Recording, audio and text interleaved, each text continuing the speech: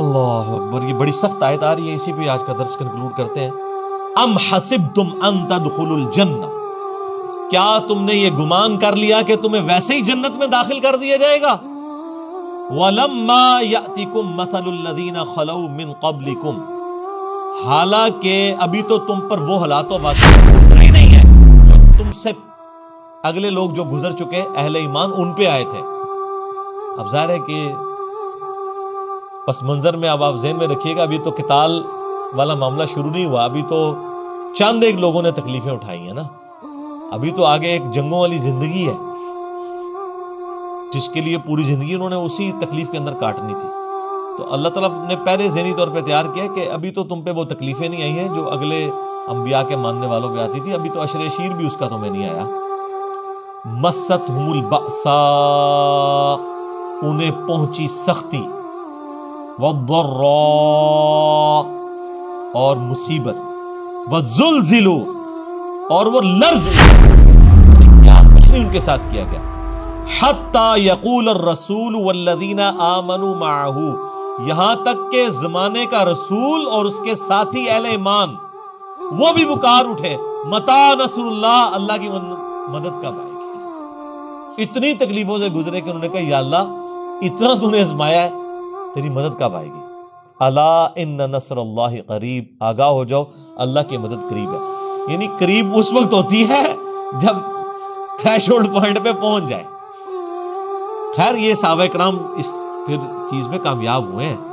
یہ جو زلزلو والا لفظ ہے یہی سورۃ الاحزاب میں غزوہ خندق کے موقع پر اللہ نے فرمایا کہ کلیجہ منہ کو آ گیا تھا اور ان کو ہلا کے رکھ دیا اہل ایمان کو، اور اللہ نے ان کی ازمائش کی اور یہ پورے اترے. آج کل تو آپ تصور نہ کریں، آج کل تو آپ جناب اے سی والے کمرے میں سبحان اللہ بحمدی کی فضیلت، ایک دفعہ دروشی پڑھنے پہ 10 رحمتیں، 10 گناہ معاف، یہ آپ کروا لیں. اے تو بھائی زندگی اور ہے، یہ خدائی کوئی اور ہے، یہ کتابوں کا خدا ہے. صحیح بخاری میں حدیث ہے، اسی طرح کی آیات سورۃ العنکبوت کے شروع میں بھی آتی ہیں، بلکہ وہ اس کے ساتھ کور کر لیں. سورۃ العنکبوت نکالیں نا جی، پارہ نمبر 20 کے اندر شروع ہوتی ہے. آپ کے اس قرآن میں 397 نمبر پیج ہے. اعوذ باللہ من الشیطان الرجیم، بسم اللہ الرحمن الرحیم، الف لام میم. احسب الناس ان یترکوا ان یقولوا آمنا، کیا لوگوں نے یہ گمان کر لیا ہے کہ ہم لوگوں اس بات پہ چھوڑ دیں گے کہ وہ کہیں نہیں ہم ایمان لاتے ہیں، نہیں مسلمان ہوتے ہیں، نہیں 5 وقت نماز پڑھیں گے، 100 دفعہ دروشی روزانہ پڑھیں گے، تسبیح فاطمہ بھی پڑھ لیں گے. نہ ادھر نہیں کم. وہم لا یفتنون، اور انہیں آزمایا نہیں جائے گا. وَلَقَدْ فَتَنَّ الَّذِينَ مِن قَبْلِهِمْ، بے شک اللہ تعالیٰ نے ضرور آزمایا تھا ان سے پہلے لوگوں کو بھی. فَلَيَعْلَمَنَّ اللَّهُ الَّذِينَ صَدَقُوا وَلَيَعْلَمَنَّ الْكَاذِبِينَ، تو اللہ تعالیٰ نے جانچا اس بات کو کہ کون اپنے اس دعوی ایمان میں سچا ہے اور کون جھوٹا ہے. صحیح بخاری میں حدیث ہے، جب صحابہ کرام کو تکلیفیں پہنچ رہی تھی مکی دور کے اندر بھی، مدینے میں بھی ظاہر ہے مفلسی کی زندگی تھی، تو کچھ صحابہ نے آ کے کہا یا رسول اللہ یہ کب تک آزمائش کا سلسلہ جاری رہے گا؟ تو نبی علیہ السلام فرمایا کہ تمہیں تو ابھی آزمایا نہیں گیا. اگلے زمانوں میں تو لوگوں کو زمین میں گڑھا کھود کے کھڑا کر دیا جاتا تھا، صرف سر بار رکھا جاتا تھا اور ان کے سر پہ آرا رکھا جاتا تھا کہ ایمان چھوڑ دو، حتیٰ کہ ان کے 2 ٹکڑے کر دیے جاتے تھے. یہ سر بخاری شریف ہے، یہ کوئی کہانی شریف نہیں ہے. آپ اس کو امیجن کر سکتے ہیں؟ پھر نبی علیہ السلام نے اسی حدیث میں الفاظ ہیں بخاری میں کہ ان کو زندہ لوہے کی جو کنگھی ہے نا ان کے گوشتوں کے اوپر یوں پھیری جاتی تھی، پوری پوری کھال اور گوشت ان کا اکھڑ جاتا تھا. اب ظاہر ہے جب آپ لوہے کی کنگھی پھیریں گے تو آپ کی تو نسیں بھی، آپ تو جناب بلڈ دینے کے لیے اب ایک دفعہ یہ کنولا لگوا لیں ادھر تو لگ پتا جاتا ہے، حالانکہ وہ لگنے کے بعد اس کو کھینچا نہیں جاتا.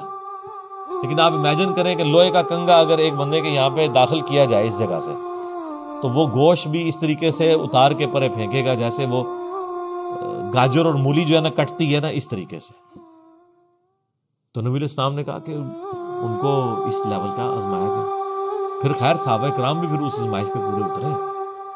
دیکھ لینا حضرت عمار ابن یاسر کے والد حضرت یاسر، ان کی والدہ سیدہ سمیہ کو کن کن تکلیفوں سے گزارا گیا. حضرت خباب کو لوہے کے اوپر یعنی کوئلوں کے اوپر لٹایا جاتا تھا حضرت بلال حبشی کو، تپتی ہوئی ریت کے اوپر، اور پھر سینے کے اوپر پتھر رکھ دیا جاتا تھا. تو یہ ساری تکلیفوں سے ان کو گزرنا پڑا. تو یہ جو لوگ دعویٰ کرتے ہیں نا کہ تیرے ہوتے جنم لیا ہوتا، نبی علیہ السلام کی زیارت کرنے سے کوئی صحابی نہیں یہ بن گئے ہوئے، صرف انہوں نے جو تکلیفیں کاٹی ہیں وہ ہم لوگ امیجن بھی نہیں کر سکتے. اور انہی تکلیف کی وجہ سے جو لوگ منافقین تھے ان کا یعنی نفاق کھل گیا، وہ ایمان قبول کرنے کے لیے تیار نہیں ہوئے. کافروں کو آپ دیکھیں تو میں تو اکثر کہتا ہوں کہ ابو جہل کو تو کلمے کی سمجھ آ گئی تھی کہ کلمے کا مطلب ہے کہ میری مرضی نہیں چلے گی. تو اس نے کہا میں نہیں پڑھتا، میں نے تو اپنی مرضی کی زندگی گزارنی ہے.